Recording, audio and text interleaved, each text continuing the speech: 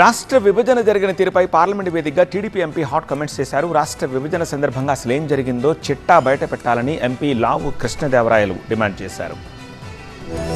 ఉమ్మడి ఆంధ్రప్రదేశ్ విభజన జరిగి పుష్కర కాలం దాటింది. అయినప్పటికీ ఈ అంశంపై చర్చ ముగియలేదు. రాష్ట్ర విభజన జరిగిన ప్రక్రియపై ఎంపీ లావు శ్రీకృష్ణదేవరాయలు వివాదాస్పద వ్యాఖ్యలు చేశారు. బిల్లు ఆమోదం పొందిన రోజును బ్లాక్ డే గా అభివర్ణించారు ఆయన. కాంగ్రెస్ హయాంలో ఆమోదం పొందిన బిల్లుపై పార్లమెంట్ లో ప్రత్యేక చర్చ పెట్టాలన్నారు. I can give you sir from 5th February to 18th February 2014 what happened during the session. There's a bill that was introduced in the parliament sir.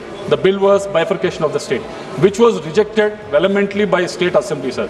And next what they do sir, they suspend 18 MPs, including the MPs of the Congress. She suspended that so that this bill, unconstitutional bill, can be passed. That is what she has done at that time, sir.